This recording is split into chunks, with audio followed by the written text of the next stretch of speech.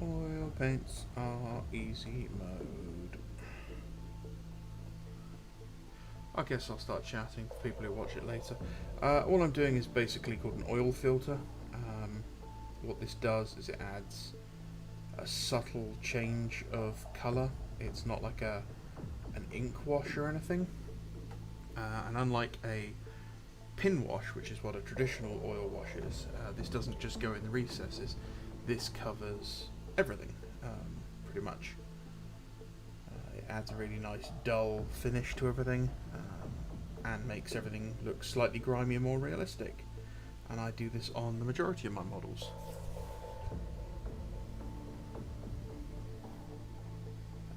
You'll notice there are several parts of this model that haven't been finished, and that's because once this is done and dry, I then go back and I do a kind of what's the word I'm looking for? Not quite heavy metal, not quite realistic. I go somewhere in between.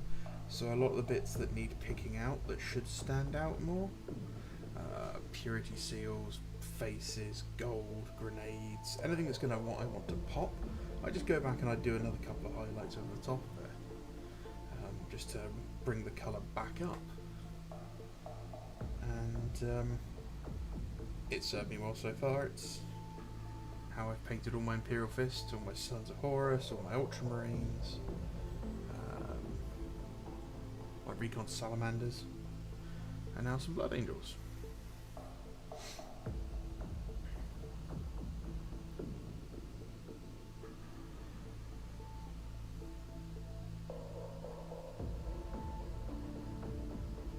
And this is just Winsor & Newton's Burnt Umber. Not Winsor & Newton, so Van Gogh, right, Burnt Umber. This one is Winsor & Newton. That one's Winsor & Newton. But any oil, you can go for expensive ones, you can go for cheap ones. There isn't particularly a huge difference between them for this application.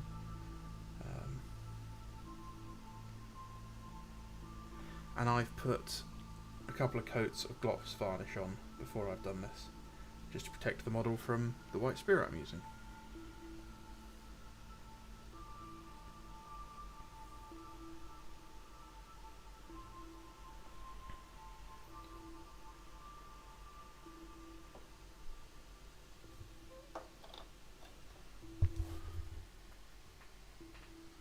Because white spirit will eat through acrylic paint like nobody's business. I might put it on a bit thick, it's not a problem. I can just dip into the white spirit and thin it down a bit and spread that all over the mini.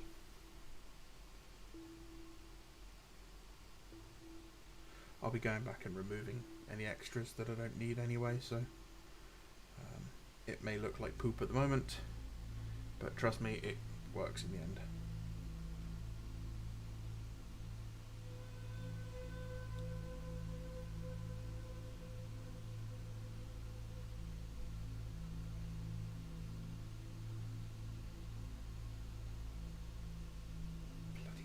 I've had these things on top of my computer for so long, they're covered in spiderwebs, and no matter how much I seem to dust them, I keep finding new ones.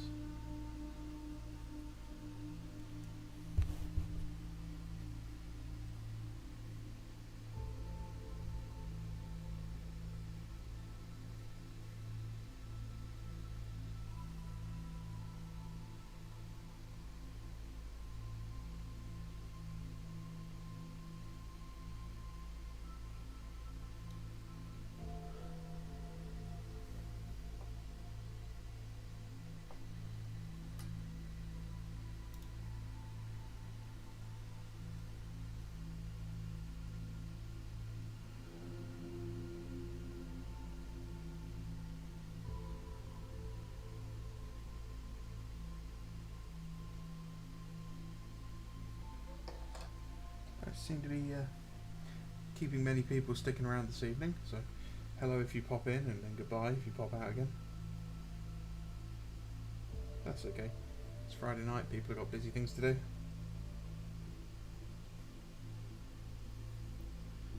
Not a problem for me.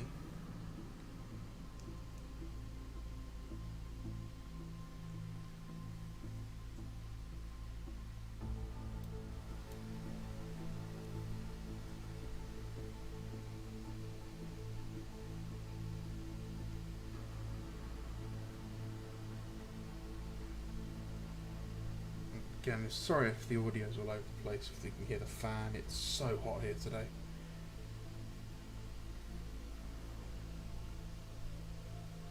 Bandos don't do well in the heat.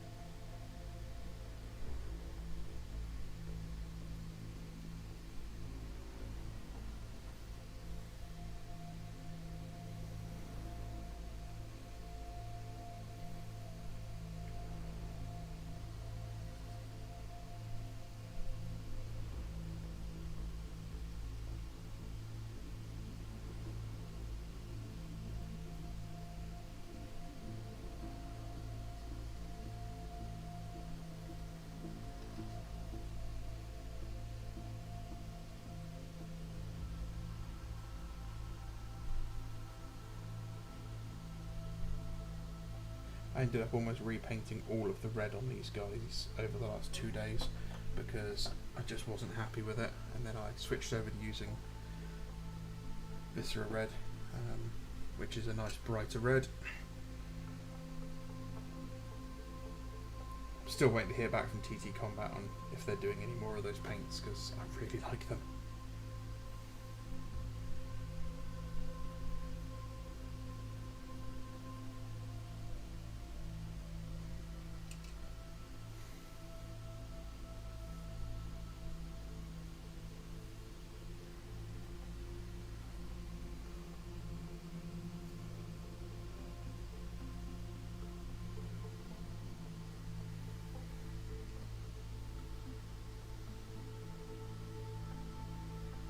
Also, if the paint range expands, I would probably quite happily say that I'd replace Vallejo with them. That's how impressed I am with those paints. Which may not mean much to you, you know, if you don't think much of Vallejo, but Vallejo has been my go-to for a while.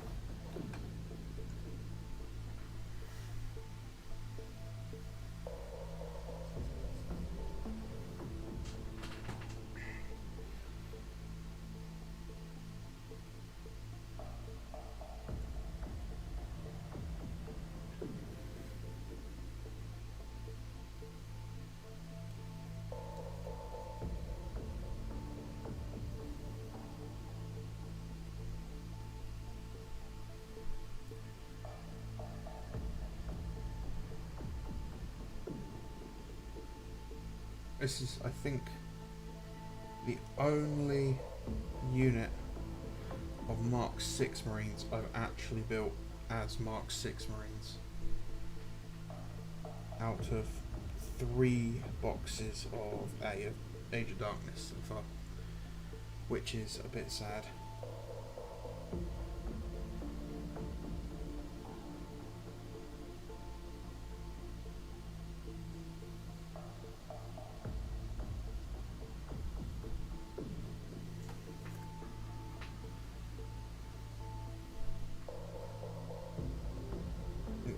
Close second is the Ultramarines, but I'm pretty sure most of those guys are technically Mark 5.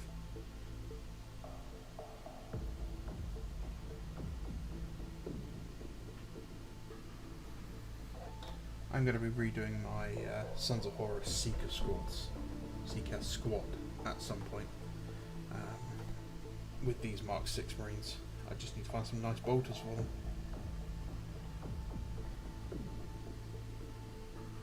Hello Internet Man, how are you this evening?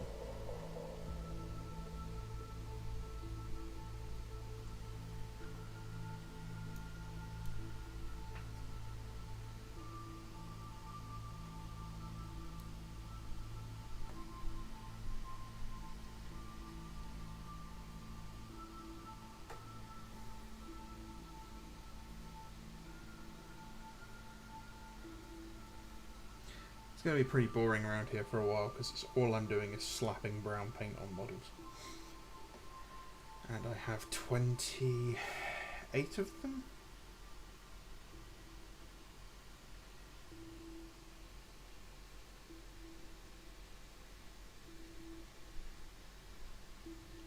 No, 30 and then 35, 36. 36 of them. 37, there's one next to me as well.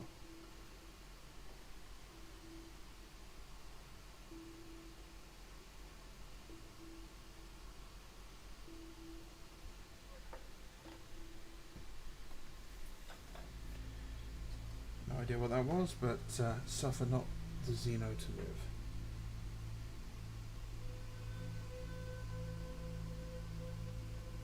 Try and avoid getting it on the faces, as the faces were already done, which I don't normally do that way round.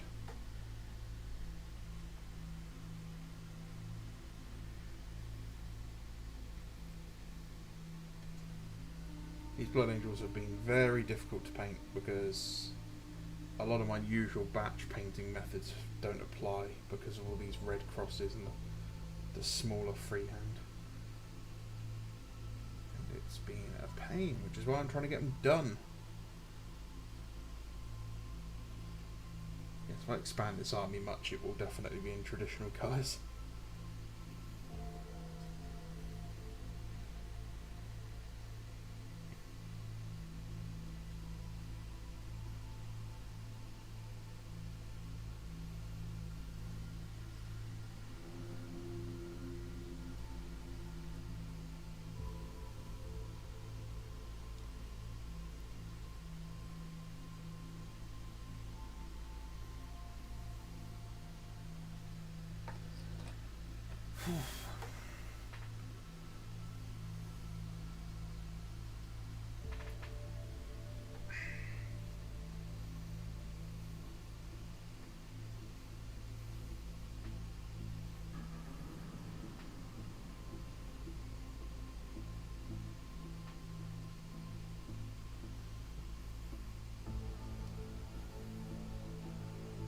All the decals don't seem to have stuck properly to these models as well, which is really annoying.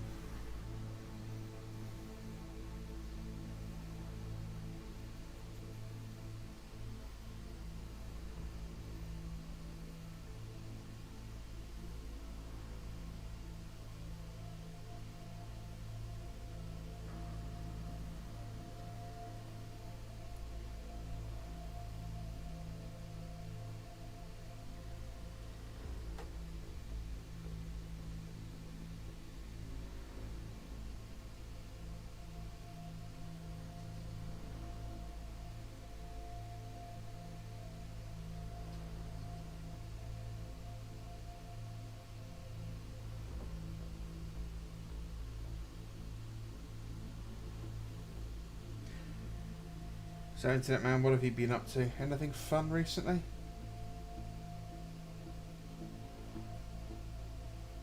Are you the secret benefactor of this large 75,000 point Grey Knights army that's going around?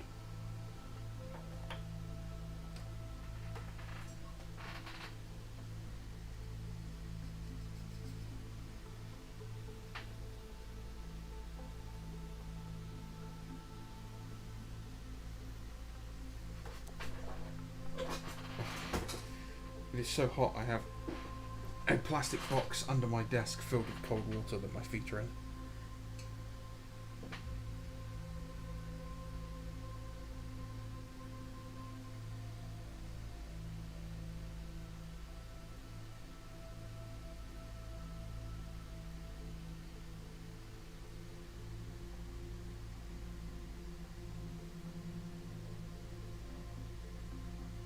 Making pizza with the family. That's cool. Cool. It's always nice when you do that. And it was something I liked doing with my mum, but it's sort of something that sort of drifted away and we stopped doing, which is a bit sad. Now we just get in each other's way. My sister and I tried to cook like Christmas dinner and stuff for our parents every now and then, or do something like that for like their anniversary. And I don't know, it never goes over particularly well.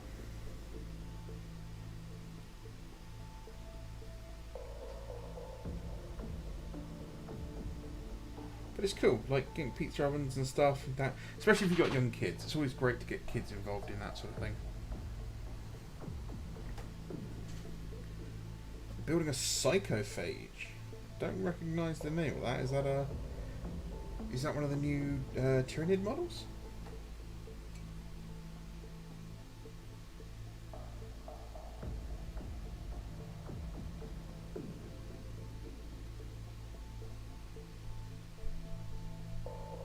Those new Tyranid models are nice, but they're so expensive.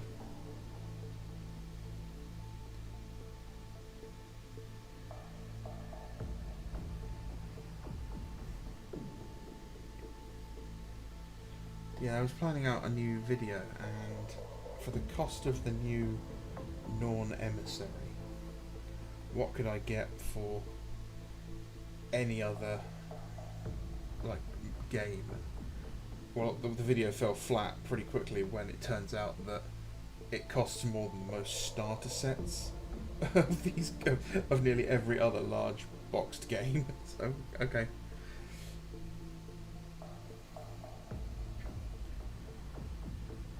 Oh, it's the not venom crawler looking thing. I do like the look of that. I like it in the trailer where they kind of look up and they're all like, they got startled.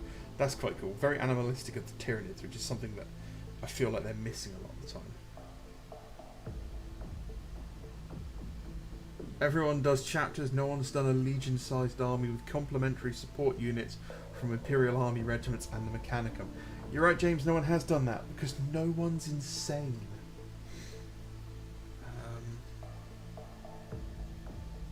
I'm close to doing it. No. If I'd made all of the Mark 6 Marines I bought, that would have been what, 40, 80, 120, 140 of them. That's not even a company. So I wouldn't have even come close. And yeah, I certainly couldn't build like a chapter.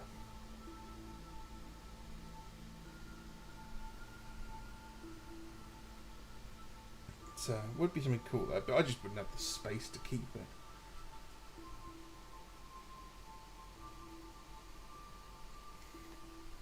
Although I suspect someone will do it with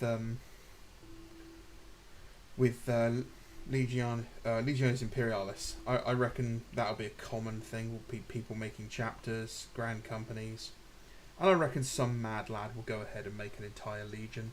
One of the smaller ones, you know, that only had like 10,000 Marines. I doubt anyone's going to be making the old making the Ultramarines, you know, with 250,000 Marines. But then again, people are insane. He says, contradicting himself.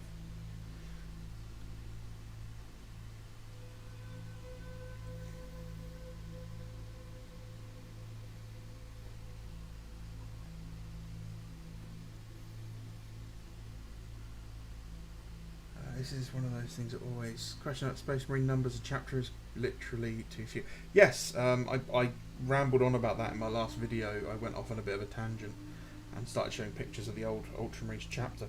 When you hear of the Ultramarines chapter and what it's capable of, and then you look at this picture and it's like, oh, there's 7 dreadnoughts in this entire chapter. You're like, hang on, none of this makes sense. How did they hold a planet?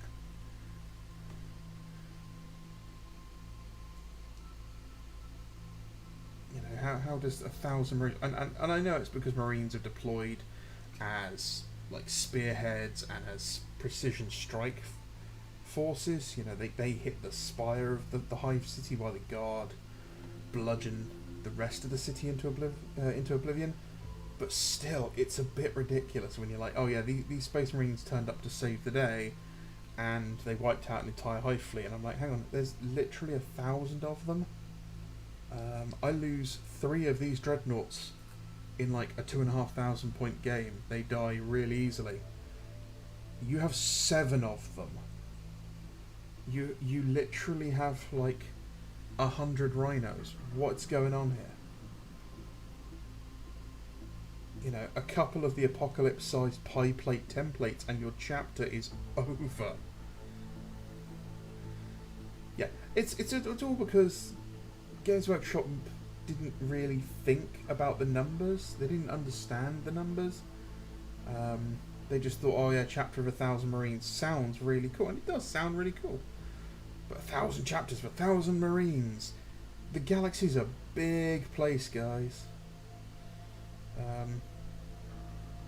The number of people like you hear in these campaigns, and it's like, oh yes, the siege of the Hive, who's or what's it, and like 11 million people died attacking this hive. And you're like, well, hives are the size of continents, and like less people died there than in the Second World War, and you're telling us that this took 100 years to complete? That doesn't make sense.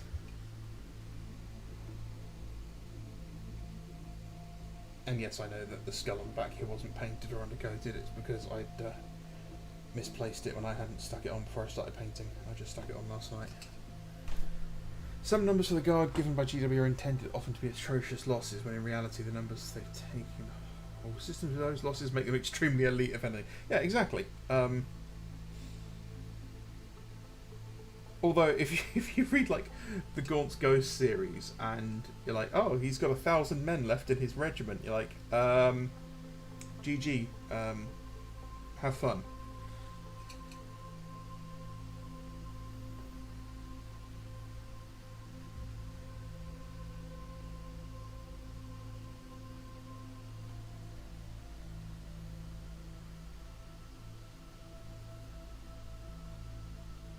Yeah, I mean, it's because a lot of it, of the fiction and the game, they don't match up because they can't match up for balance and all, you know, the thematic reasons. But yeah, the Imperial Guard, ranging from just like the most basic conscript all the way up to what we would consider the most elite soldiers, and they're just getting obliterated by artillery barrages. There's no way the Imperial Guard would allow officers who are just like, oh yeah, walk into artillery, because they've got 10,000 years of experience. They'd go, yeah, we know that's a bad idea, and you're criminally wasting resources. We are the Ultramarines with their 250,000. Hi Bryce, how you doing? G'day, Roy.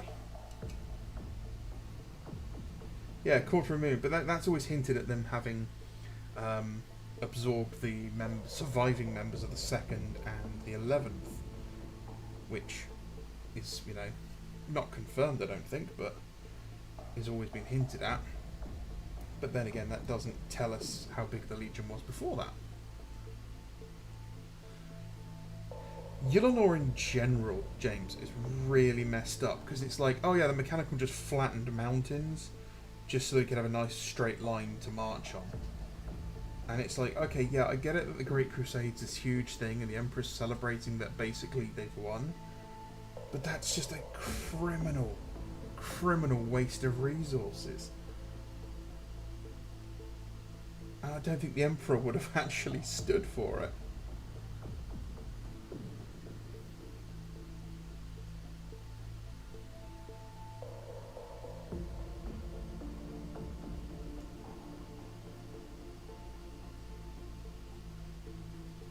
I think there's a lot of stuff that 40k just doesn't make sense, but it can't make sense. It's not allowed to make sense.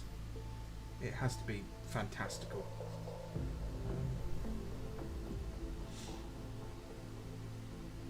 Yeah, I mean, it's not exactly rocket science. Don't charge into oncoming artillery.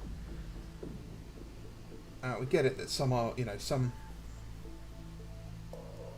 Guard regiments are a bit more archaic than others. You know, some are a little more than using flintlocks and that sort of thing. There is going to be some sort of regiment training. There's got to be. There's got to be some sort of supplement. There's got to be some sort of standardized doctrine. There's got to be a congratulations, your world has been absorbed into the Imperium. We're taking the officers from your old armies. We're running them through a 6-month orientation. Oh, you like to stand in a line and shoot at your enemies with these rifles? Cool. Here's the concept of fire and maneuver. And if it doesn't work, you completely replace their officer corps. I mean, that's quite a regular thing that happens, is you take the officers out of a regiment and you move in officers from a different regiment. They've got no connection, they're not friends. It's why you generally didn't see NCOs being promoted and staying in the same squads they were in the Second World War. They'd move them out and they'd move them into different squads so that the men would respect them.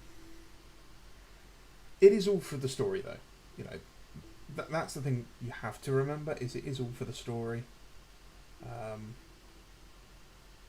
And sometimes we can get caught up a little bit in the old sort of tism, and we have to explain everything, which I think is part of the fun. You know, I think that's. I think people like us have always been attracted to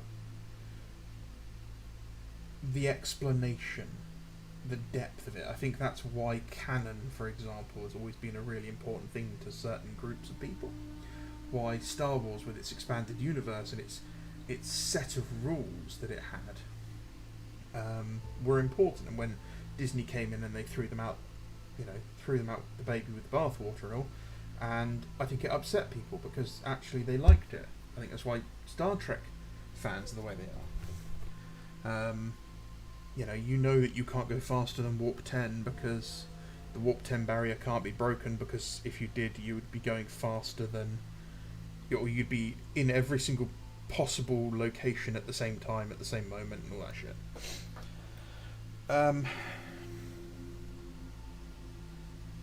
So, if someone comes in with a rule that completely throws it out and just it doesn't work, it takes you out of the immersion. So if someone comes along and they're like, "Oh, I'm a regular person. My name's I don't know, Brenda, and I'm the fastest, strongest, bestest human in the world, and I'm just a normal baseline human," and they get into a fight with Rabuti Gilliman, and she's backflipping over him and throwing him all over the place, and I can think smarter than you, and all this other stuff, people are just going to roll their eyes at it. And we just kind of, you can't suspend your disbelief in that one. But when it's like, oh yeah, 20 million people charged up this hill to try and take this gun position and they died, we kind of can, because that fits in the setting, because some idiot officer is like, yeah, well, it worked last week, so why is it not working this week? And it's like, because Chaos have moved 15 heavy weapons positions into the area, and now your men are dying. And incompetence of officers has always been a thing. It's a thing in media, it's a thing in history. People who shouldn't be in positions of power, who've got there by buying their way in, was a thing in history. If you've never watched it, the TV series Sharp is fantastic. Set in the Napoleonic Wars. It actually was the inspiration for the Gaunt's Ghosts books. And really does explain that a lot. Plus, Sean Bean doesn't die.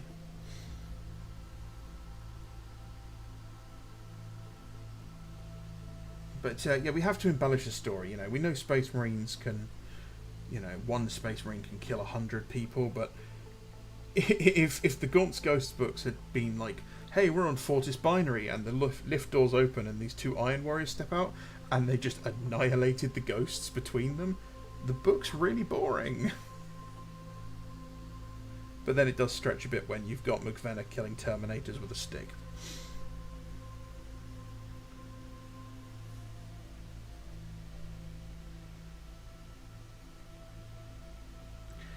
To be fair, yeah, many things would be better fights than the Magnus Gilliman fight. Magnus got done dirty in every instance.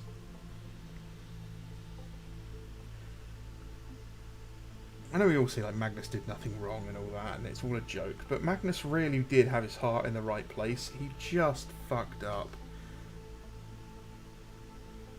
And that's the irony. It's such a sad thing that all he was trying to do was prevent it, and then he still got screwed over by it.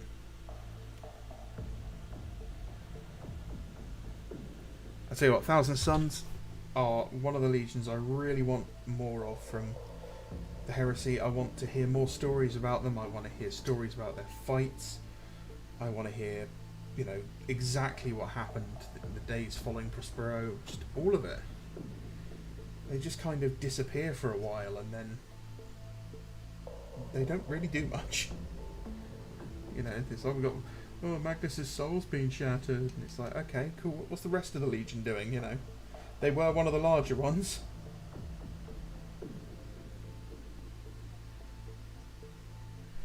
One of the most interesting things about Magnus that I find is that actually a lot of his characteristics fit more with the Odin trope, or the story of Odin, than Russ does.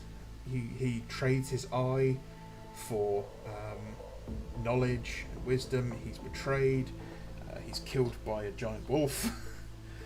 He has ravens that, you know, give him information. There's a lot of it in there. I love painting my Thousand Sons, I really do. Even if they are a bit orange and people make fun of me for it.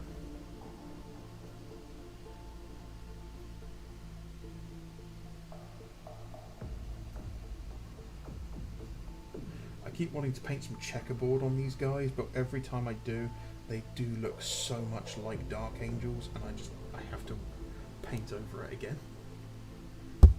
Ooh. Keep hitting the camera.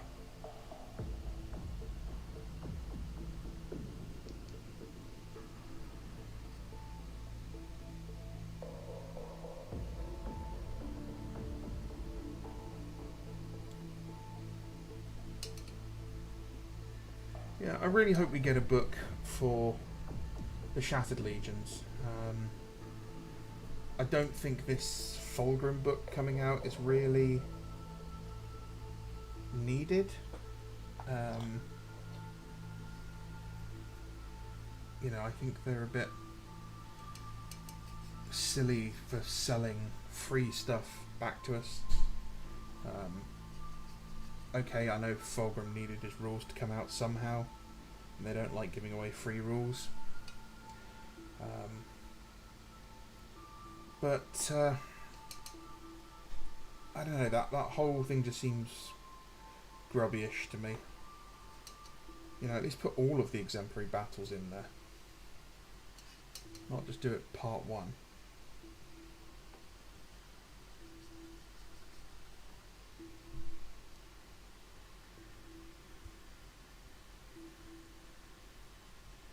Ooh, 7,000 points off them. I've not used Tamiya Red for mine. In fact, I think... Oh no, I have got Tamiya Red. I think I've got all the Tamiyas now. The clear ones. I use Angron Red over a Retributor Gold, or sorry, Glorious Gold from Vallejo. And it's fine. It's when I matte varnish them for extra protection, they go a bit orangey. And that's kind of what I was going for, because there's some old art in the Collected Visions book where they've got more of a kind of burnt copper colour that I really like. There's a great picture of some Assault Marines, and that's kind of what I was going for. I've gloss varnished them, and I don't like it, and I know that matte dulls them down, so I gave it a go, and I'm like, yeah, that's exactly what I'm after. So I then went and gloss varnished the entire squad. Or sorry, matte varnished.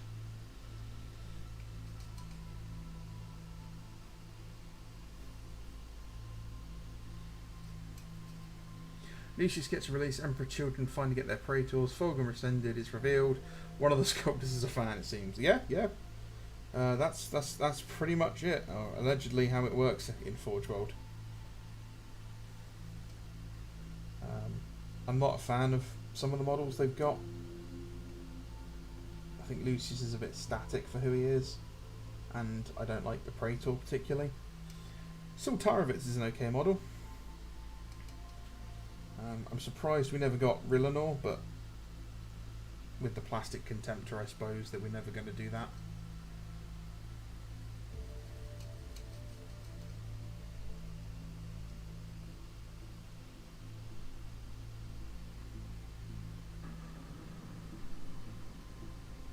Yes, using my phone to take photos is difficult. I do not seem to be able to get some decent photos of my models. Everything is always too bright and shiny, and it's just a pain in the backside. I do need to actually spend some money on a decent camera and a light box. But my phone is nearly 10 years old, so I will continue to use it until it breaks. Because that's how I roll.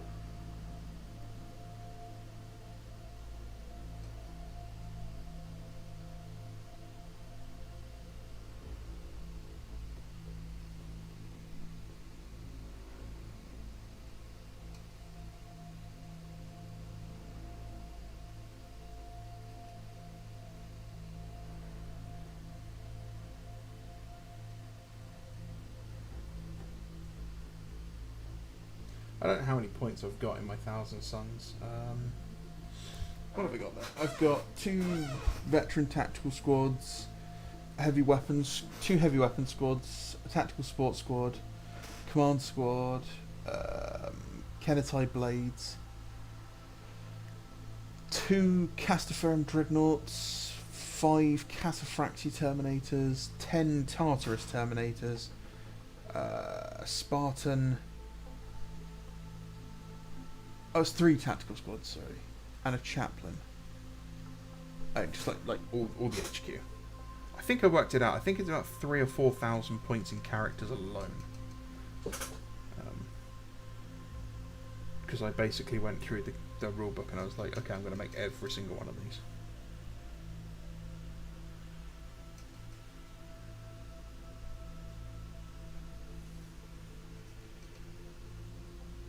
But they'll be getting a Derridera Dreadnought as soon as the plastic one comes out. Or if I order one from China, I don't know yet.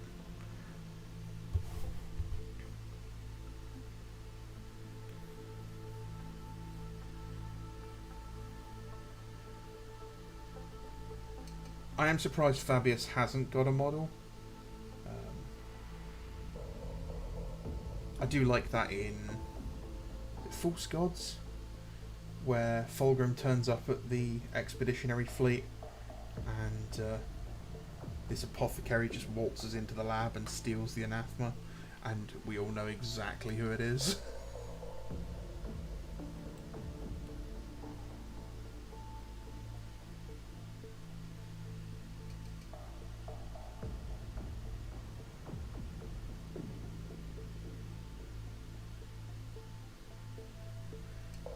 I've read the first couple of books of False Gods, the trilogy at the beginning, the Scars books, Descent of Angels, and then I got to Battle of the Abyss, and boy did I struggle with Battle of the Abyss, and I hear that a lot of people struggle with that one. I listened to The Honoured? It was one of the Betrayal at Calth. It was the Betrayal at Calth Ultramarines novel. That was really good. I got that as an audio. I listened to it as an audio book. I listened to Night Fane as an audio book. I absolutely loved that. The idea of ultramarine horror underwater. Oh, it was so good.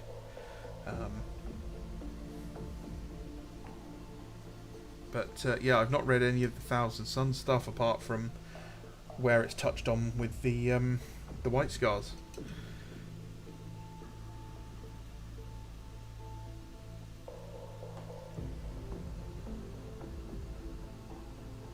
Generally not been reading enough at the moment. I'm going to bed late, so I don't really have time to read. I bought a copy of Bram Stoker's Dracula to read, and that's been sat next to my bed for a couple of weeks.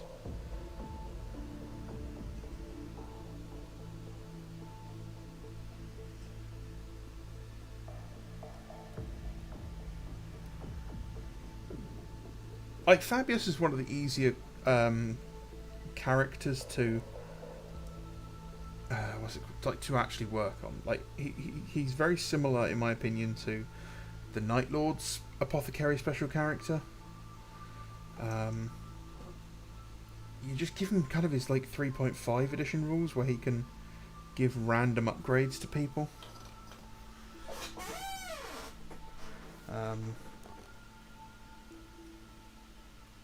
Yeah, he'd be a model I would, because he's a one and done. People will collect him who don't collect the Legion because he's a 40k character as well. Like Ahriman, people picked him up because they wanted both the 40k and 30k models. I'm surprised we haven't had Annelid Thiel, the Ultramarines.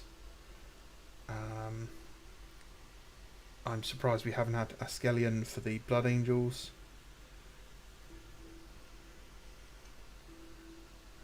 Who else? I'm surprised we haven't had anyone for the Salamanders.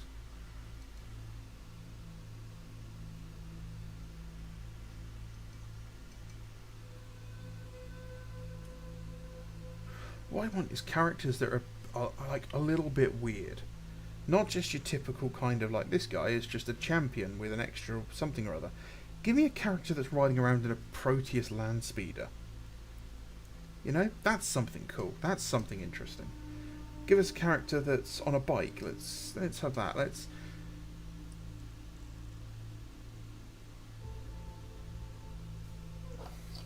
just something a bit different. I want to put Proteus land speeders in like 4 different armies, but I'm not paying 60 quid for a for a single fast attack choice.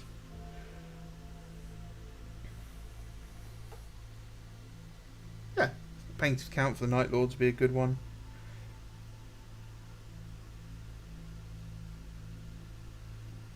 I'm surprised we haven't had Little Horus. I expect us to get him at some point. Although, the company that did make the model of him based on that book cover, I think that may be a reason why we haven't seen it. Because Games Workshop would have wanted to have made that book cover as much as possible. And if they just copy that, the other company may have grounds to take legal action against them. Because it's nothing to do with IP, it's all to do with shape and, you know, the actual model itself. Because you can copy a Space Marine as long as you don't call it a Space Marine, because they can't copyright the shape. But if you copy the model exactly, you can get yourself in hot water.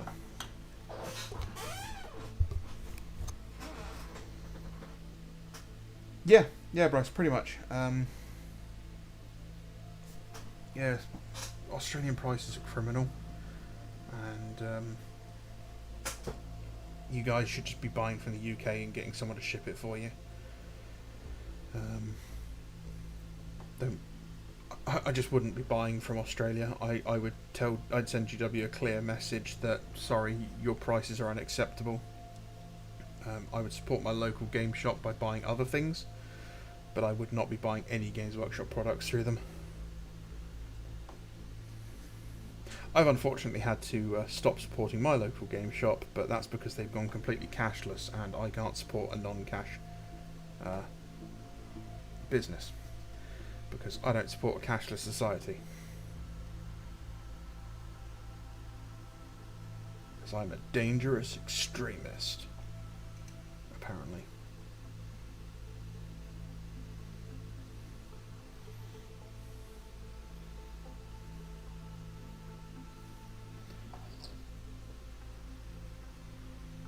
Oh my god, we're nearly done. One last look before I absolutely ruin you.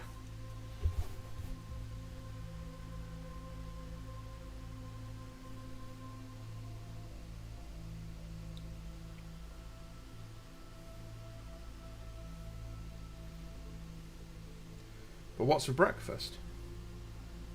We don't have breakfast here. We don't believe in a healthy diet at breakfast at Bando.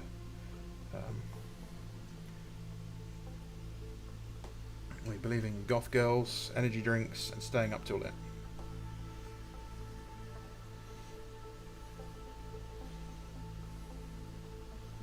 And steak. Way too much steak. That's a breakfast.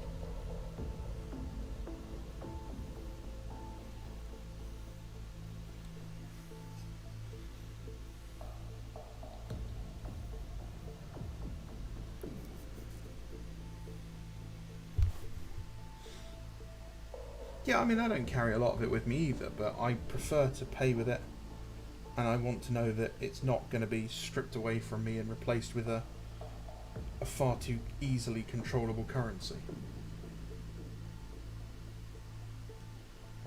I've had several of my utilities completely shut off before for crappy reasons, and it's not nice to have absolutely no control over your ability to live your life. And I most definitely don't think the British government should have any control over anything. They literally could not organise a piss up in a brewery.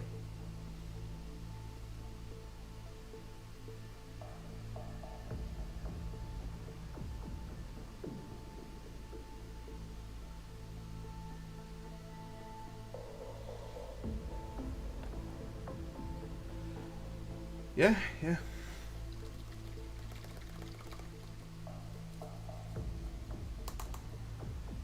Spoiler alert, there is no breakfast. Probably a picture of one of those little anime gremlins holding a gun, and there's just an open door of a pickup truck, or what they call transit van. I lied, there is no breakfast. Oh look, now we're on to the old Howling Griffins. Let's see how I can ruin these guys with a bit of brown. Boop.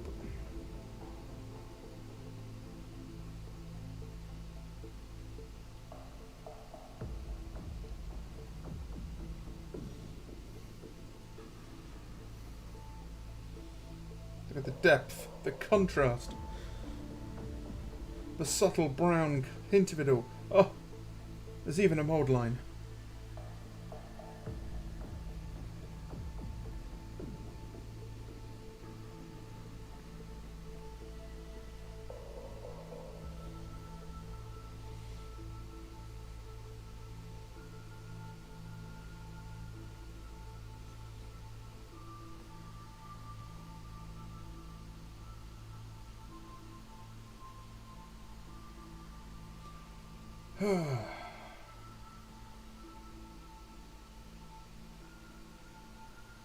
If you like painting with things like Nuln Oil, if that's how you paint things and you just slap Nuln Oil on things, you have to. You have to learn how to use oils. It is like... it's easy mode. It's black magic in a tube.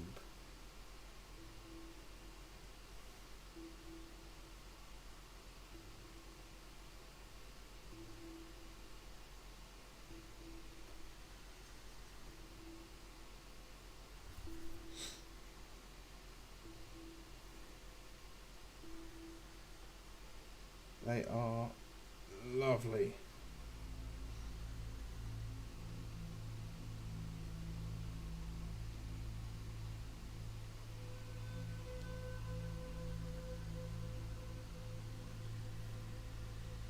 So what are we painting the keyboard? Oh, I don't know. This is actually quite an old keyboard. I do need a new one.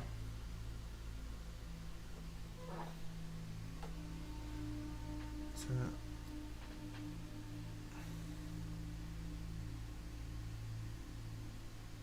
it'll look very different when it's dry. It's just...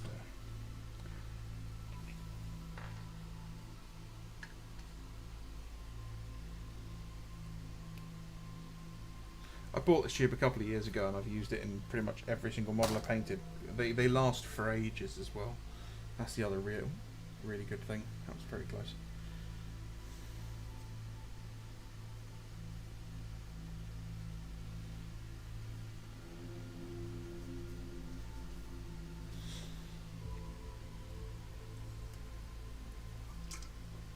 First energy drink in 2 weeks. I've decided that I can only drink them when I'm live streaming. I was drinking too many of them. Far too many of them.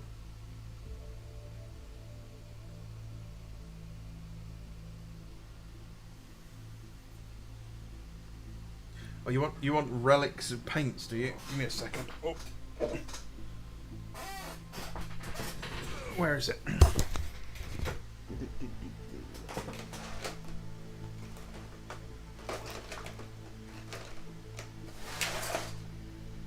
Oh, I had you out like 5 minutes ago.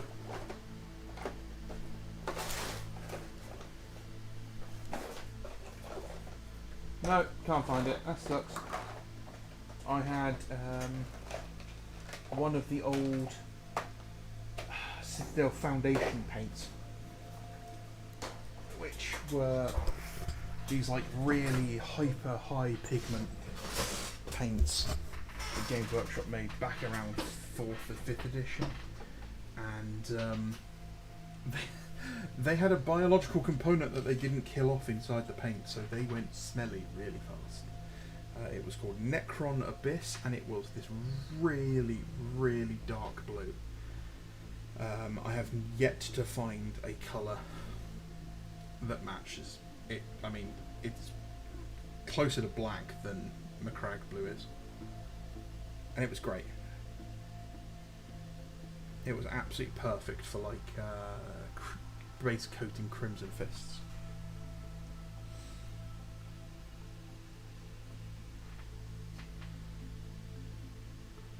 Completely unusable now. I just keep it around because, you know, it's a relic.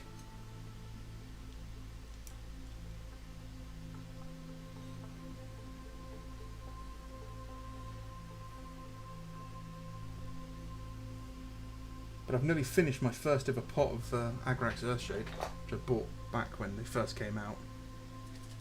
It's nearly done.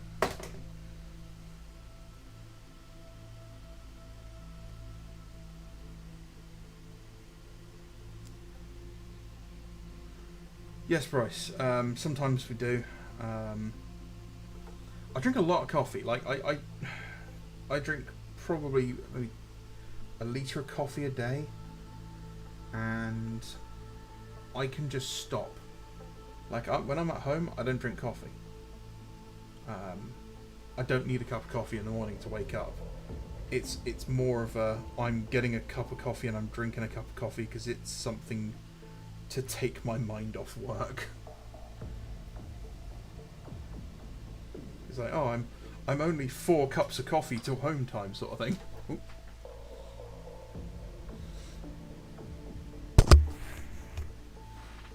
But yeah, I don't drink them when I'm at home. I don't drink them when I'm out, really. Coffee's never really, or caffeine especially, has never really had a hugely addictive effect on me. Sugar, on the other hand, you know, I quite happily agree that I'm addicted to sugar. Video games, Tomboys, Natalie Portman in Attack of the Clones, Space Marines.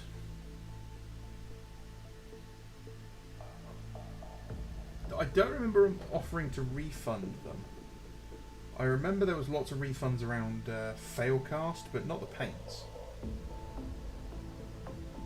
I remember using them through the old GW spray gun brush. That's how I painted the stores. What was it? Assault and Blackreach, I think? Starter set. We painted them up as Crimson Fists.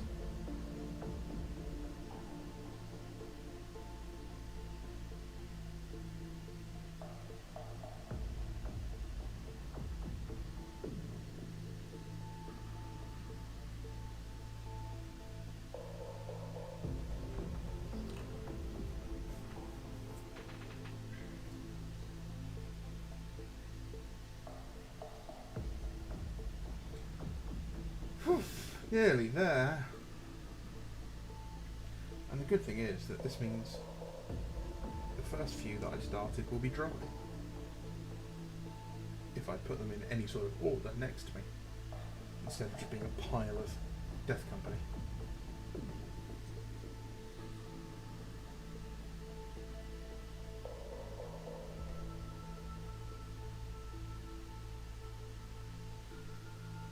Yeah, so I'm thinking of adding 2 Rhinos and a Land Raider to this army. And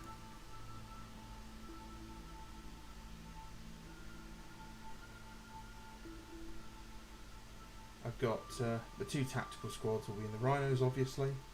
And then I've got the veteran squad with lightning claws, and I'll stick them in the Land Raider with the chaplain with the great big axe.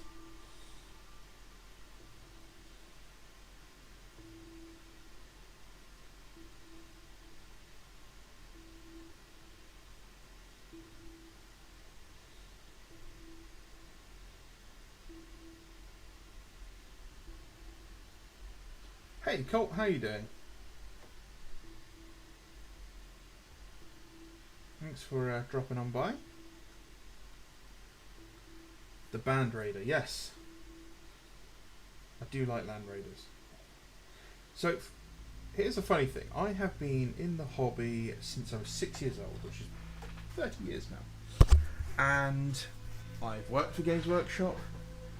and I have been collecting Space Marines as my primary sort of thing for 5-6 editions. And it wasn't until last year, possibly the year before, I bought my first Land Raider. I could never afford one, I never got round to buying one. And now I have 1, 2, 3, 4 Land Raiders and 3 Spartans. Yeah. Designing a custom character from another franchise in 40k. Ooh, you gotta share some juicy details now.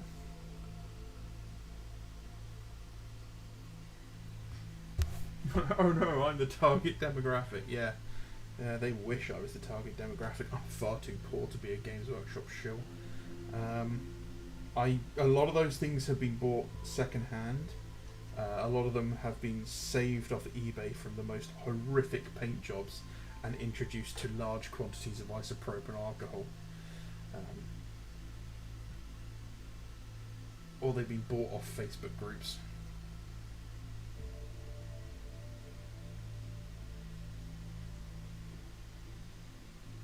You Aussies, by the way, if any of your retailers have a referral scheme,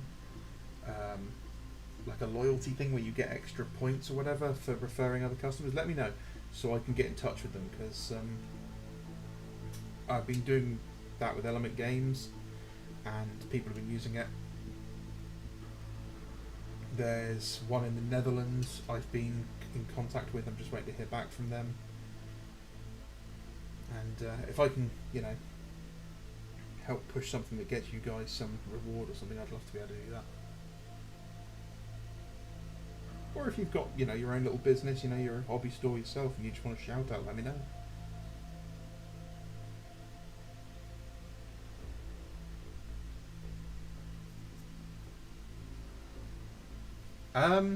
Actually, no. Space Wolves.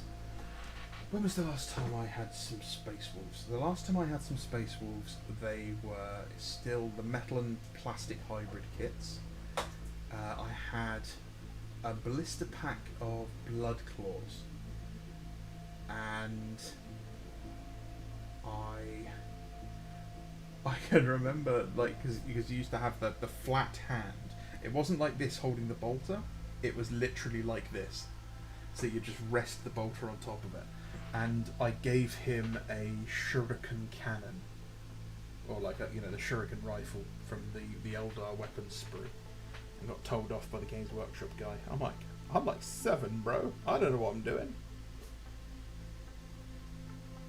And then I got the Rune Priest, the one with the axe, for my birthday many years later. I think that's the only other Space Wolf model I've ever had. I did like the Space Wolves during the 13th Black Crusade.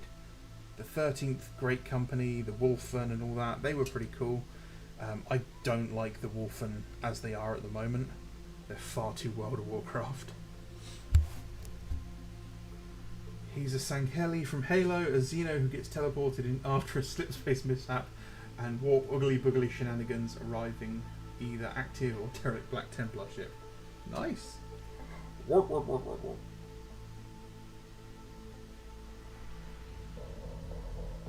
I've been playing Halo 4 on my Steam Deck, and it's good. It's the first time I played it.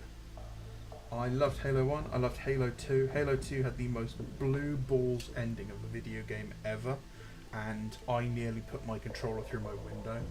It's the only time I've really got that angry with a game. Oh, Master Chief, what are you doing here? Finishing the fight. Roll credits. I'm like, what do you mean the last level I play as an alien? So I never played 3 because all my friends had Xbox 360s or whatever they were, and I had a PlayStation 3. So I only ever played it at their houses, and we never really got very far in it on co-op. It never really kind of grew on me like Halo 2's Legendary. Just that, fighting through Cairo Station on Legendary is ingrained in my psyche. When I go to hell, that's what I'm going to be experiencing on a day-to-day basis.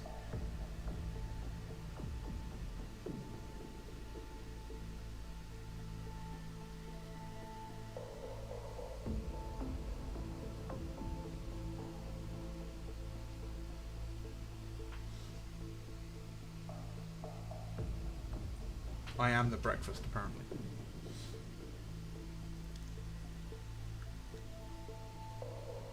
The only other place I generally get larger model kits, like tanks and stuff, is birthday and Christmas. You know, my parents, my sister are like, what do you want? I'm like, here's a list of expensive model kits that I can't bring myself to buy. But now my mother refuses to buy anything from any of my hobbies, so which is disappointing.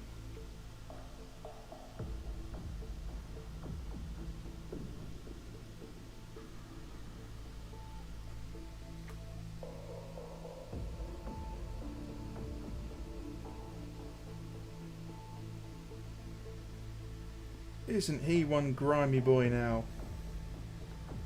He's so very dirty.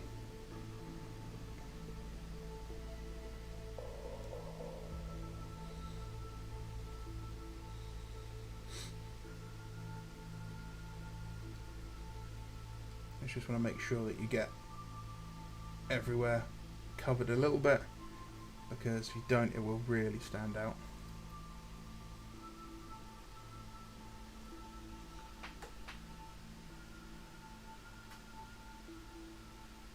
Grimy boys.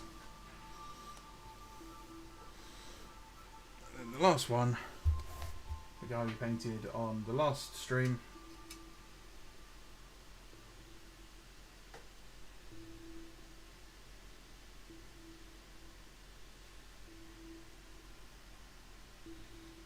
Fantastic, I've always wanted to not pay taxes. Now that sounds like my kind of man.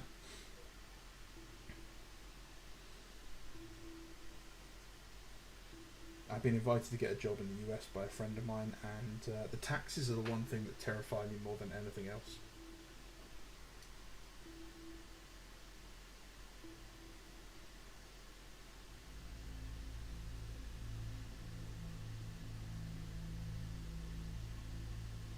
I'm not very good with forms, I'm not very good with saving money, I'm not very good with doing my own research because of my condition, and I will just end up arrested or dead at the foot of an IRS agent.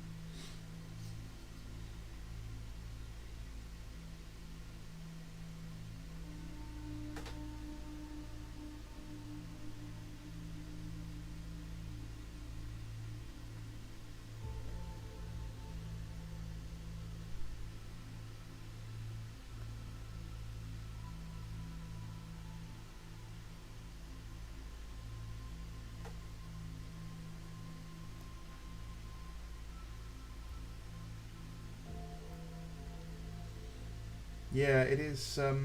It is a dangerous game to play, and they know the rules and won't share the rulebook.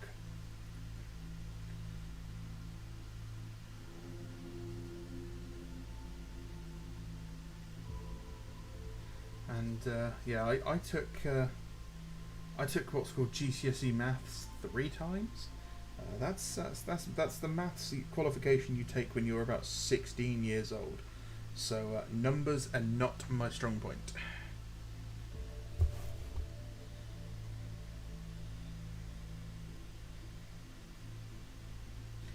Stream should probably be called Barely Functioning Adult with Bando.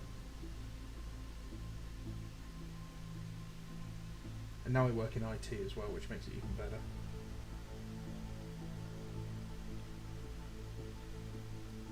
People start screaming out IP addresses and MAC addresses. Oh, it's just a 255 address, and I'm like, yeah, cool. What's that? Numbers. I don't do numbers. Help. Cool.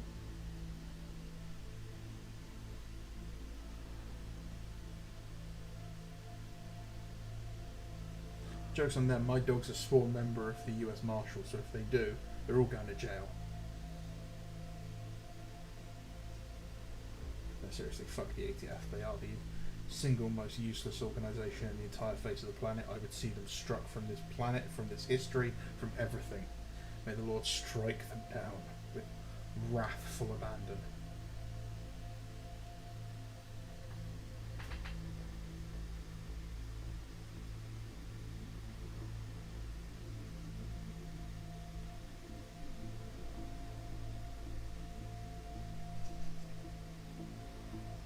Okay, so now apparently we're turning the stream into Boogaloo with Bando. Next up, how to make napalm.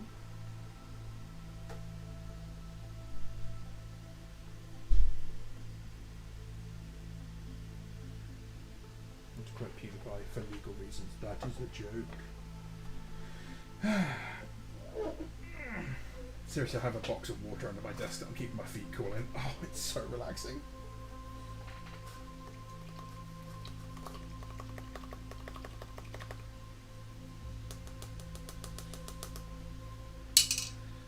Right. That's my million models all oil washed. It's only taken an hour and 11 minutes. Oh.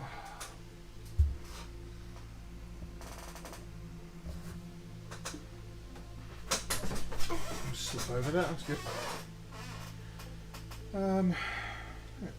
This guy will show it off.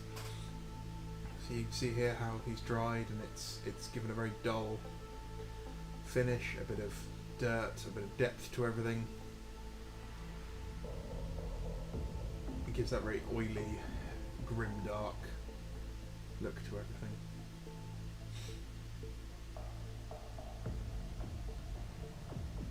So this normally takes about 24 hours to dry, which kind of sucks.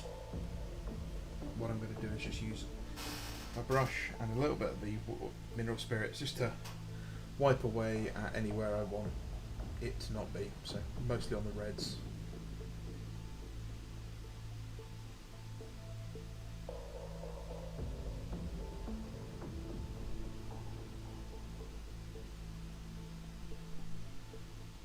But I don't want to do too much on them.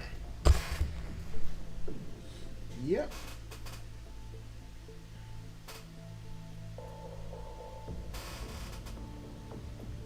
Yes, chaos is the worst tax of all. Chaos requires your 1099 form.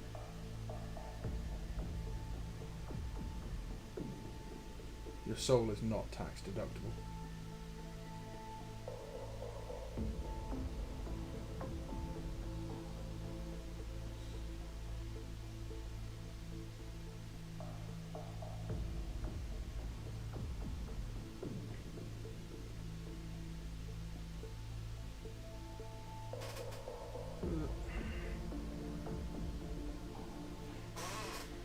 So what I'm going to do is just get rid of this a little bit, let that dry, and then I'm going to weather them with some like a tan colour. I'll mix up some yellow, brown and white, but I'll do that later because I want to paint the bases first before I do that.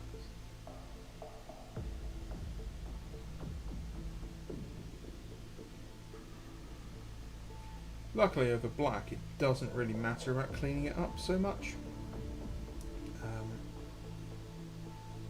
because it doesn't show so much, whereas like on the yellows it will show a lot.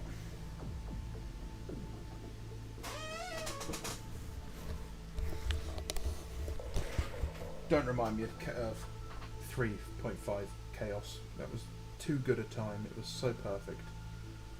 It also has two of my favourite pieces of artwork in that codex. There's some Night Lords and he's holding this like human's hand or like entire arm in his hand, and he's like snapped the guy's arm, and then there's a Mark 6 Beaky Marine Night Lord in front of them, which was the first time I think we'd ever seen a Chaos Beaky Marine. That was cool. And then there was a pre-heresy picture of some Iron Warriors, an Iron Warrior apothecary, and he's dealing with a dead Astarte, and there's two other guys next to him, and you can tell that they're grieving, and they're all beaten to shit.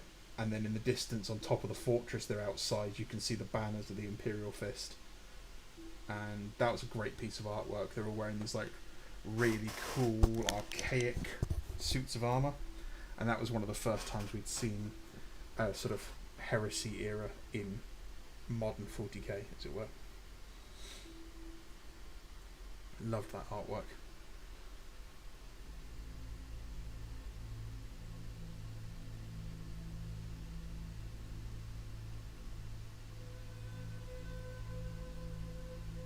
There we go. See, it just wicks away.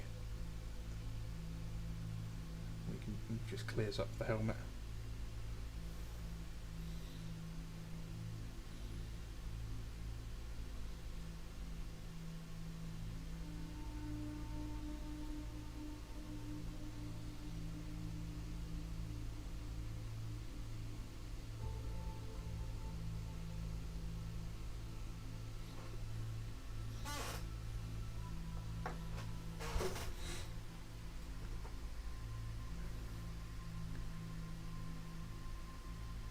Oh, seriously, yeah. Can we not talk about the ATF? It makes me too depressed.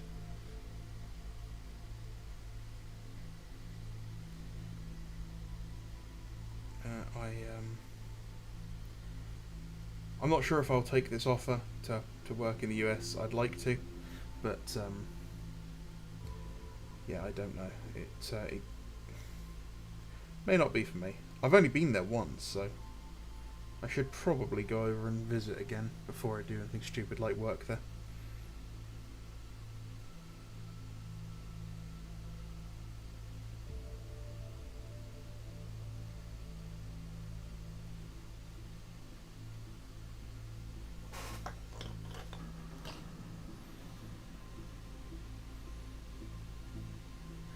It really was, and those old white dwarfs are fantastic.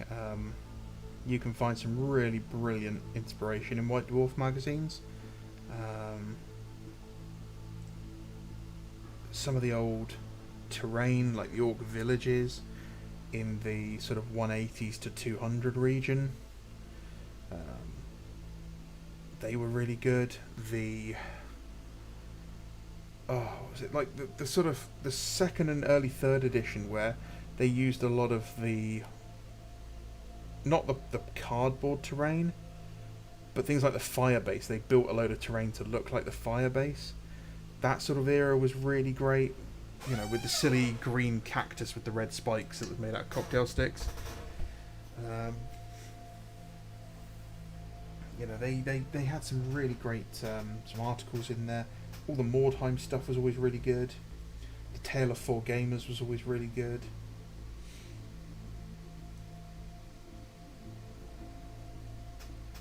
Tony Cottrell's like modelling classes in the really early ones were always fantastic, and it's like, you know, hey, you want to make a saber tank? Here's how you do it. You need a rhino, some cardboard, and a tube.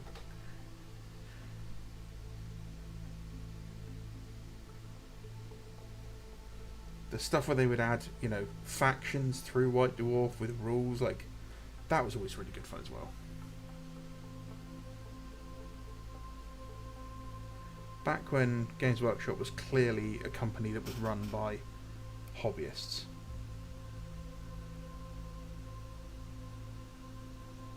Not run by investment firms.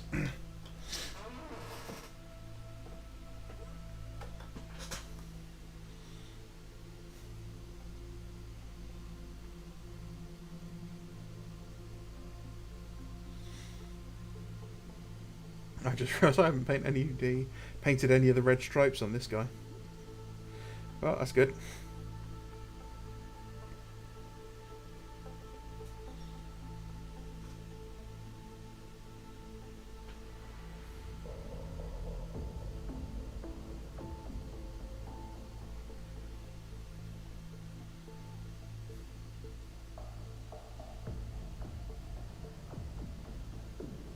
Back when GW's Red Phase was going on, that was always really good as well. Where all like the special weapons are being painted bright red and bright yellow. If you saw Darren Latham's 90s Marine Challenge, it was that sort of era. Just some fantastic painting, really fantastic painting.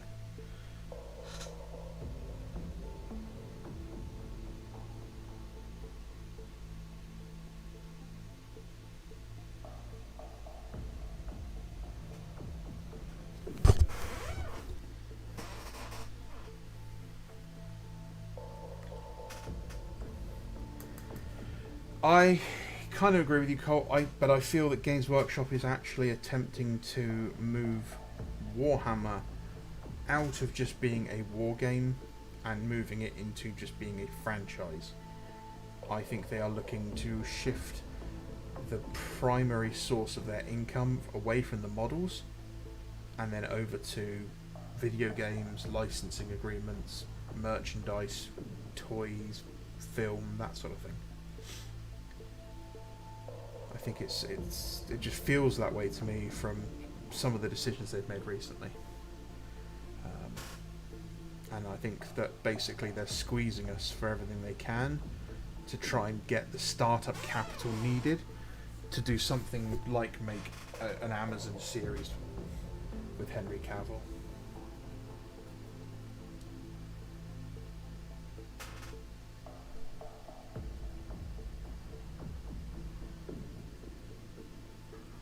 Because, I mean, for example, like Game of Thrones, lots of people had read the Game of Thrones books. Not a huge amount of people, I mean some people did, but not a huge amount of people who watched the show went on to then go and buy and read the books. You know, normies as it were, but they did religiously watch the show, and that's the sort of thing you want, because it's a whole different demographic, and suddenly it's not just sweaty nerds who play miniature games, it's sweaty nerds who play video games, it's sweaty nerds who watch TV shows, it's you know, Sandra in The Office. Oh my god, did you watch Eisenhorn last night? Oh, can't believe what Henry Cavill did. All around the water cooler. And that's the holy grail for these people. If they can crack the normies, you know, they crack the normies, then the kids go, oh yeah, it's like that Warhammer thing you like watching, Mum, with Henry Cavill. Oh yeah, I'll definitely go and buy you some of that then. Especially when his, you know, shining mug is in the window of the shops. Because it will be, I guarantee it, if they ever do make anything with him.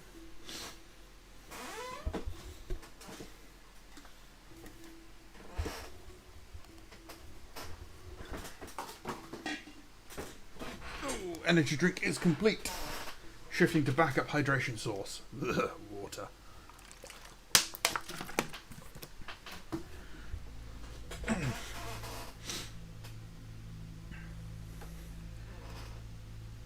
I would settle for a good multiplayer mode for the new Space Marine game. If we get a good team v team, you know, large battle, that would be great. I am very surprised we haven't had Horus Heresy themed games more often. I'm really surprised Creative Assembly hasn't announced a Horus Heresy Total War game, because it's absolutely perfect for them. It's the same faction, basically replicated 18 times and tweaked. They do, I don't know, 10 of them in the base game, and then they DLC out the rest. You know, you go, oh, you want to play as Blood Angels? Well, you can buy Blood Angels versus Night Lords in this campaign for $11.99, which is, you know, what they like to do. And people will buy it because people want to play as the Blood Angels, and they want to play as the Dark Angels, and they want to play as the Night Lords and all that shit. And yeah, and then you've got your characters, your generals, like they did for Total War. You know, you want to get the you know, the Warhawk, and it unlocks the White Scars, and it gives you Jagatai Khan as your general and all his special abilities, and it gives you a short campaign about, you know, him going to Prospero and fighting Magnus and all that crap. And that costs you another 15 quid. And then it's silly stuff like oh, I don't know, I'm trying to think of any armies that actually have alternate paint schemes. Oh, Shattered Legions, for example. You get Shattered Legions as another alternative general, you know, Shadric Medusan. So now your Iron Hands can also recruit certain units from other legions. You know, that's another 7 quid DLC right there for Creative Assembly.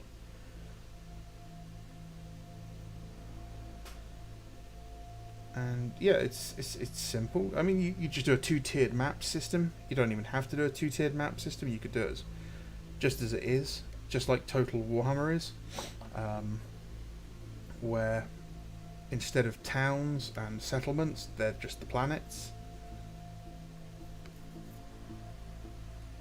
And or you could have it so that, you know, the planets are one thing and then you can go down into them and then there's a whole different map under there. Depends how much effort they want to put into it, really.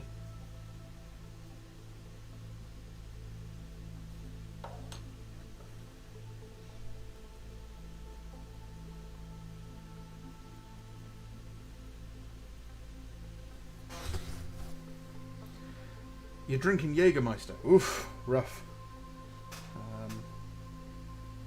I have not drunk Jägermeister for quite some time. I kind of gave up on drinking. I still drink. Like, I'm not teetotal or anything. I will have a drink. I don't drink beer particularly anymore. But yeah, I cut back very, very heavily. And you know what? I feel better for it, more or less. I'm saving more money. It was just awful. You'd get paid and then, you know, Monday morning you look at your bank account and you're like, where the hell did £300 go? Oh, I can't do anything this month. I've got to, you know, pay for my train ticket to get to work, and that's all the money I've got.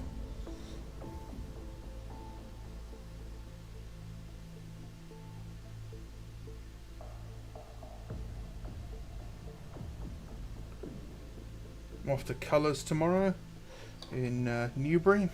I'll be having a look at the convention there. I'll try to take some footage, maybe just some photos, and I'll be doing a video on it.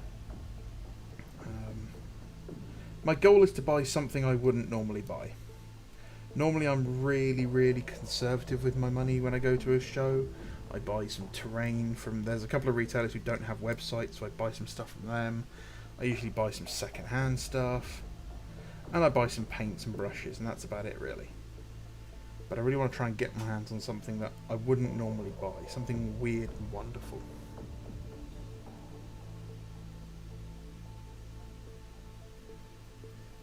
Like a second-hand Cerestus assault ram.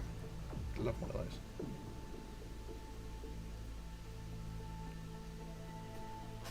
Just ordered some corn berserkers from my man in China. So I'll be updating or expanding my Night Lords soon. They'll be getting their second squad.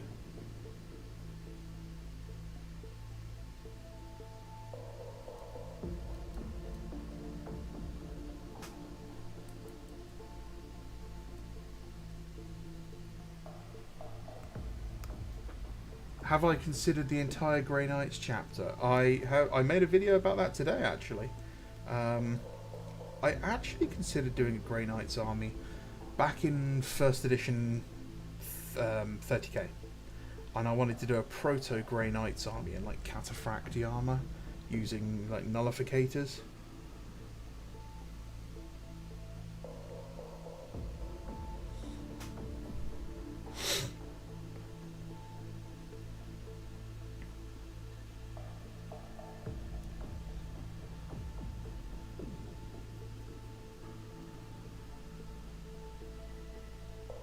I have considered buying a Titan. I can't bring myself to buy a Titan for new. They just simply cost too much money. And I really can't ever see myself being able to afford one. And I don't know if I could ever bring myself to buy a second-hand one, just because in case it's damaged. And I don't have the patience to 3D print myself one. My 3D printer is not being turned on all year. I don't think it's working at the moment, to be honest. It's a first generation Mars 1 as well, so it's not exactly a large printer. I might get myself a new printer. That's more likely every day that Games Workshop does something stupid.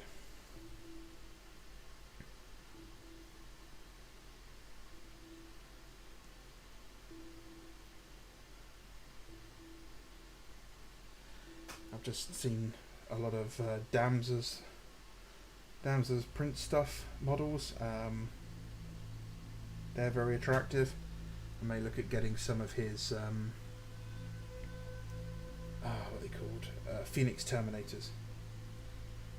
I've decided I'm going to give another 3D provider a review, because we are now 60 days? We're over 60 days since I placed my order to get some 3D printed parts for review. And yeah, they've still not been delivered because the company keeps screwing up. And for some reason, I still trust them. I still keep giving them the benefit of the doubt. Most people I speak to are like, you should have just refunded the money by now.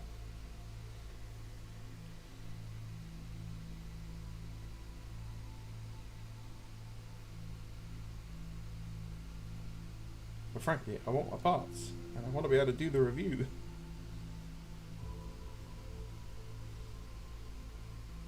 Yeah, it's £20 odd. I don't actually care about the money that much.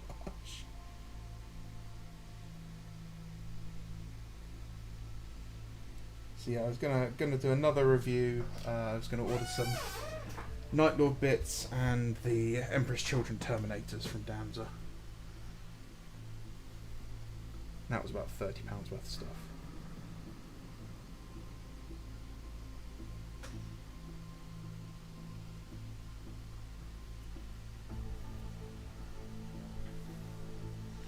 So James, yeah, 3D printed Epic is something I'll be covering in a video in the future.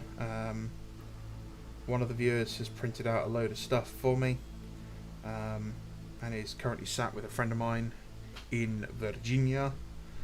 So I'm just waiting for him to head back over the pond, because he comes over here regularly, and he'll bring it with him.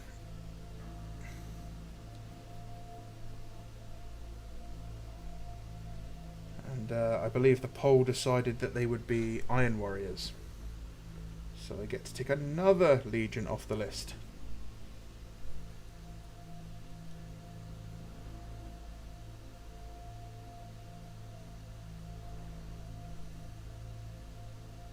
Starting to burn my nose.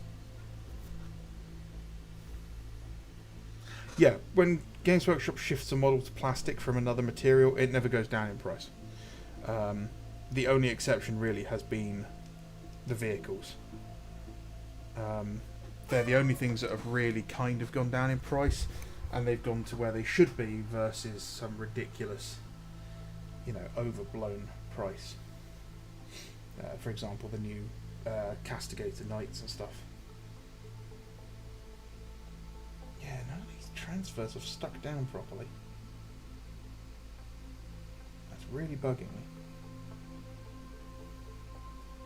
They got plenty of microsol and microset on top of them, but they don't seem to have set properly. They were done weeks ago.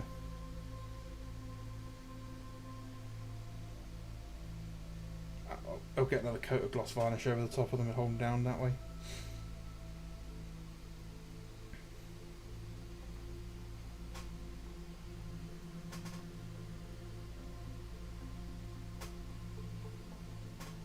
No, every decision Games Workshop's made recently has not made things better for the users.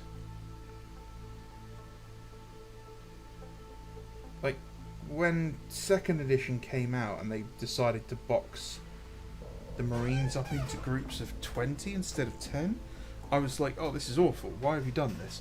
And then I realised that actually the price, they were almost 50% of what they were before. That was great. When they were like £40 for 20, that was brilliant value. That was absolutely perfect. And it was, what, 3 weeks before we got a price hike and they went up to £50? And it's like, your costs cannot have gone up that much at all. And then they made them direct order only for all of them except the Mark 6 Marines. That really bugs me.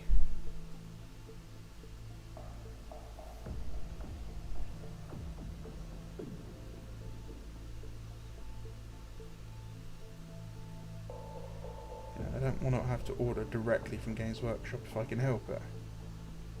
Only time I do that is if someone's giving me a gift voucher. Yeah, yeah, so the YouTubers do it for two or three reasons. One, either they're contractually obliged to do it because Games Workshop's, sending them stuff. The other reason is they want to be contractually obliged to do it. They want Games Workshop to send them stuff. And the third option is that, they are just trying to play the YouTube game. And that sadly, unfortunately, is a real thing. And, as someone who creates videos, I have to make sure my videos are like over 10 minutes long, because if I put out a 2-minute video, it doesn't get seen by anyone. I have to use clickbait in the thumbnails, because you need the foot traffic of random people going, oh, what's this? I can't just rely on, the smaller percentage of people who will loyally watch the video. And I don't want to, discredit you guys there. That's not a slight at you. That is just the explanation of YouTube as a career, as an entity, as a game. You have to play the algorithm, otherwise your channel doesn't grow. If the channel doesn't grow, then people don't watch the videos. You have to have a certain amount of growth for it to even consider you viable to put you out there. But when it does, you get one video that really triggers the algorithm, and then suddenly you've got a video that's 4, 5, 6 times as many views as normal, and you get loads of subscribers, which is great. That's what kind of one of the reasons we do this. And yeah, there's a lot of people out there who do it just because they want to help people, they want to cover a subject, but they won't say it, or they'll claim otherwise, but 99.9% of everyone who posts anything on YouTube is trying to do it to get subscribers. If they weren't, they would be posting it onto like a forum or a Facebook group. Even Instagram, they're doing it to get subscribers. And I'm not ashamed to say that's one of the reasons that I post. That's one of the reasons I make it. I want to get subscribers. I want to try and build this channel to a point where it becomes a secondary revenue source. But it's not something I'm going to do maliciously. I've already unlocked the first set of monetization that YouTube allows, and I haven't engaged it because I don't want you guys to get bombarded with, hey, you should become a member of this channel, because I don't want to do that. If I'm going to monetize anything off this, it's going to be something that gets you guys something, not just super chats and shit.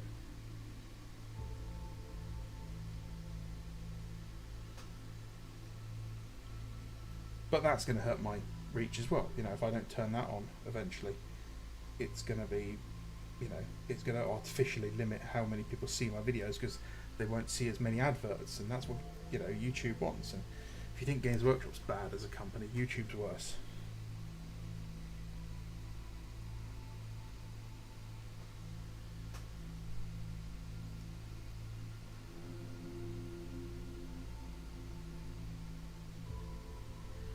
Well, there you go. I managed to scare off everyone from watching.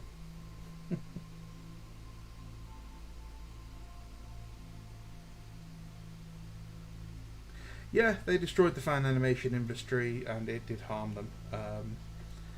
Games Workshop really kind of shot themselves in the foot. They're not the first person to do that. Viacom really screwed themselves doing that with Star Trek, where they banned Star Trek fan films, and they said, oh, it can't be longer than 15 minutes, and you can't include anyone who's ever worked on Star Trek, and it can't be like a continuing storyline or anything like that. And it ruined the Star Trek fan film kind of sphere, which was a big thing. Star Trek fan films were a huge part of the community for a long time. And then Star Wars fan films were the same. And I think Star Wars fan films are okay still, but I'm not sure. If anyone's going to be aggressive against it, Disney's definitely one of them. But that sort of thing, you just want to throw it out there and be like, you'd want to have a fan animation out there, because all it does is it gets you more people looking at your content. have a licensing agreement on your website, and basically you just say you must include this blurb at the beginning that says this is a fan fiction. It does not represent the setting in an official capacity. It is not monetized. If you've paid for this to access this content, please report it to this people, that sort of thing. This does not infringe on our copyright and does not allow our copyright to be public domain. All the other legal gumph you have to do to protect your intellectual property. And then they can put it out there. Lickety split, all done. Wonderful, someone's watching the content, and they've got at the beginning a link to your website to show off what you got. And then at like Warhammer Fest or whatever, you just collect together the best top 3 and you show them off, and you have your community vote on which ones they think are best, and then you stick them up on Warhammer Plus, and you say like, hey, this is on Warhammer Plus, here's a cash prize, a couple of grand towards making your next one. And if they've gone like, here's a Astartes, you can now watch it on Warhammer Plus. Plus the guy who's made it's been given, 5 grand. His, the chapter is now a real chapter in the fiction, and he's gonna have money towards making his next project. That's cool, because in a year's time, 2 years' time, 3 years' time, however long it takes him, he's going to come along and he's got a new one, and his audience is going to love it, and people are going to watch it. People who aren't into Warhammer as like a model hobby are going to watch it, and they'll be like, what's this? Oh, it's Warhammer. Oh, what can I learn more about this? Sure, there's loads of books you can read. Oh, I'm not really into reading. Okay, well there's this board game you can play. Oh, that sounds kind of fun. And there you go, boom. It's self-sustaining. You can't switch it off.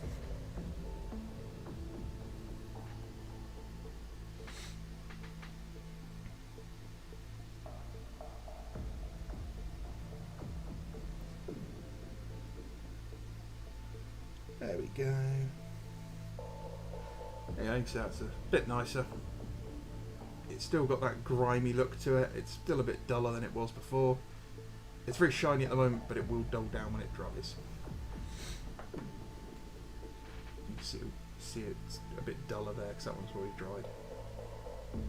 Stop shaking.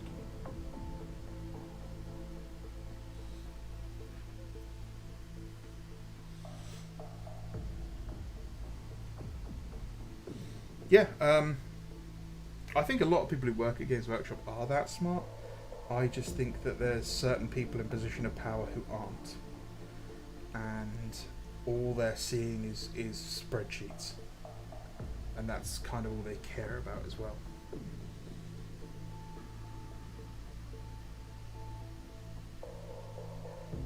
But for example, at the moment there is a Star Wars project which is remaking, or it's doing Heir to the Empire, the entire book, as an animated film on YouTube, with voice acting, the works.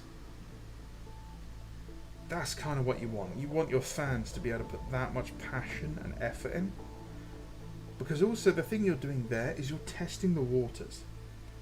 If Astartes told Games Workshop anything, it's that the fans are absolutely rabid for high quality, viscera, high energy Space Marine action on film. There was no talking, there was no storyline, it literally was just combat. That is enough proof of concept right there to take to a studio and go, so we want to make a film, and then you bring someone like Pearson, whatever his name is, on board as the creative director, and he has a team working under him, so he's freed up and doesn't have to do all the animation and modelling himself, but he's got ultimate creative control. And yeah, the thing for Games Workshop that they desperately need to work on is the audio. Most Games Workshop audio is cringe-inducing. You kind of... It's this thing with good quality sci-fi, which is where people can talk in technobabble and silly catchphrases and make it sound believable. You know, Space Marines are not going to be constantly emphasizing how they speak like they're giving some grandiose speech all the time. They're going to say things like, only in death does duty end. It's going to be like, you know, a phrase like in England we used to say "God be with you" back in the sort of 1500s as a way of saying goodbye. And that's kind of what you would be saying. You wouldn't be saying it in some grandiose way. Oh, may God be with ye, sort of thing. No, it's God be with you. And that's it, you go away. And, you know, only in death does duty end. It's just a simple line that's delivered in a manner that they've said 1,000 times a day. You know, they're not going to be like, "For the Emperor!" It's just so over the top and doesn't actually work. It's almost comedically bad.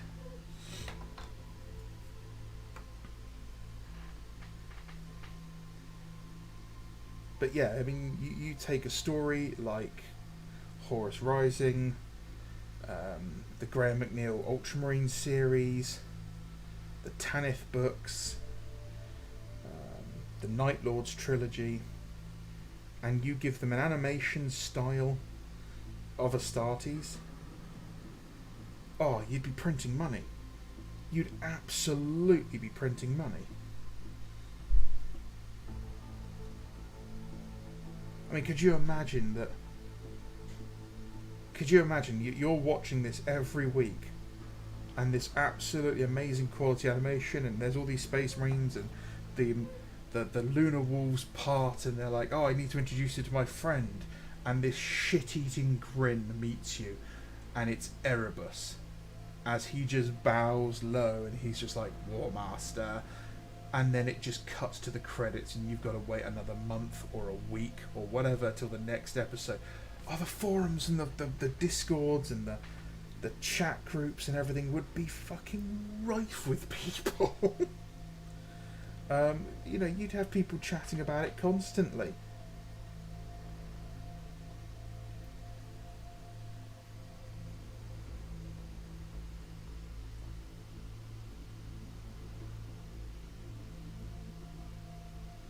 But again, it's going to cost money. That's the big problem here.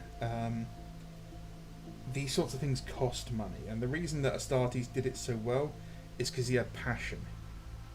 You know, he donated a lot of his free time. If he'd been paid a good hourly wage for the amount of work he put in, he'd be very, very rich. But instead, he spent his time on his own doing it.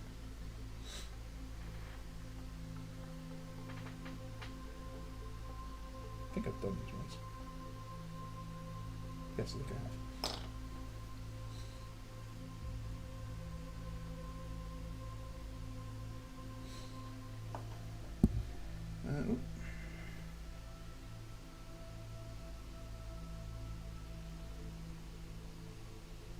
Yes, I have. Right, it's just these two then.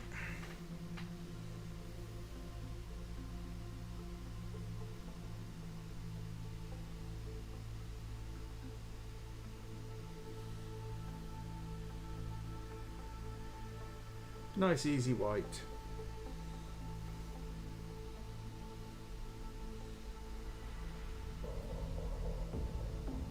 Yeah, I decided to paint over the silvery or the metallic flames that I had on here, and I'm just going to do them the traditional orangey flames. I just didn't like how it looked, which is fine. You can change your mind on, you know, on things. It's just a model. It's not the Mona Lisa.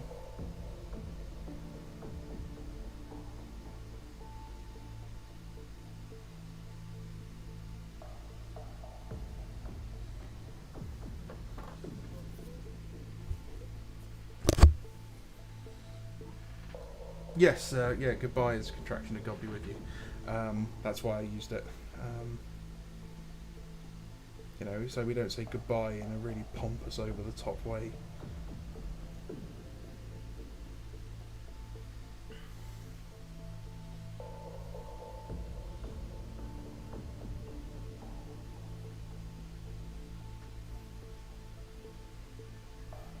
But yeah, the audio doesn't ever kind of sit right on a lot of their products. Unlike Astartes, a lot of their movement doesn't feel grounded and realistic. If you look at the way they're fighting in the Blood Angel series, everything is kind of floaty. Nothing has weight. The movement don't feel realistic. Like I said, it doesn't have weight. It doesn't feel like they're real things. Whereas in Astartes, you know, when he's running down that corridor, it feels like if you got in the way, you were going to have a really, really bad day.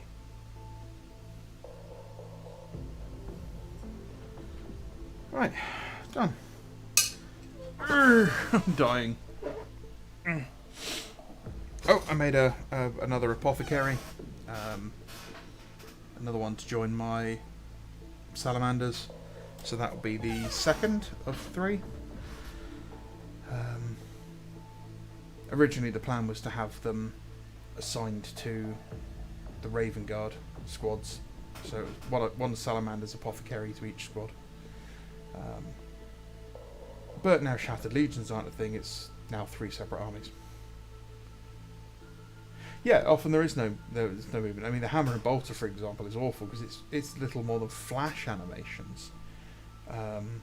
And I'll tell you what, people like Flash Git's doing a better job of that every single day. And that's the sort of thing you contract out to. You reach out to someone like Flash Gits or any other decent animation people out there, and you say, hey, here's the budget, here's the storyline. Are you aware of the IP? Oh yeah, we are. Fantastic. Go for it. Can you do us a 10-second reel? And if you know, we'll pay for it. But if we like what you go for, then we'll greenlight it. We'll pay for the rest of the thing, and that's just how you do it. But if once you've got the high quality animations, of like Death of Hope, you can keep putting out content really quite easily. The animation stuff can be done quite easily. Once the model's rigged, it's boned and all that. Once you've got everything textured, you've got your lighting rigs and stuff in place. You know, your animation, if you're going to use mocap, is quite easy. You just need a space to film in, and then obviously the mocap. I mean, the mocap stuff is expensive to work with, you know. But if you're doing handcrafted animation, a lot of the time you can save the animations and reuse them.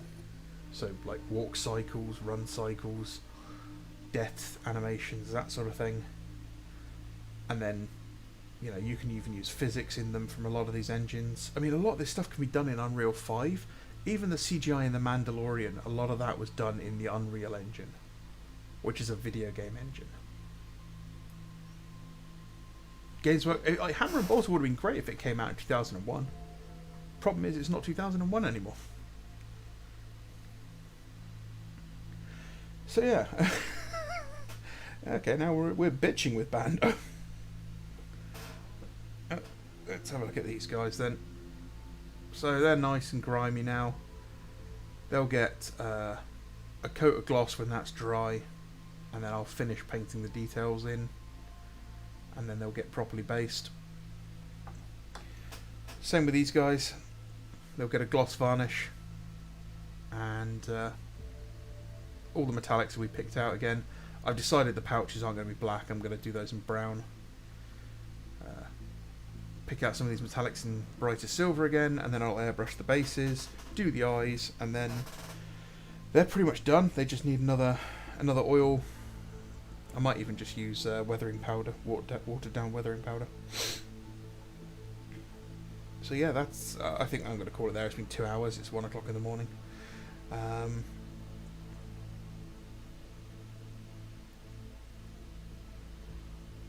Thank you very much for watching, guys. I always appreciate you coming along. I thank you for your questions. Feel free to join the channel. You know, subscribe if you're not a subscriber already at the moment. Don't have to. You know, I don't like pushing that stuff on people. You can always find me on the Bolter and Chainsword. You can find me on Instagram. The links to that sort of thing are usually in the description of the videos. Yeah, okay, as always, guys, I really appreciate you coming along here. You don't have to spend your time here. Thank you for, sitting here and looking at my messy desk. My name is Bando, and this was Bando's Messy Stream. Have a nice evening, guys.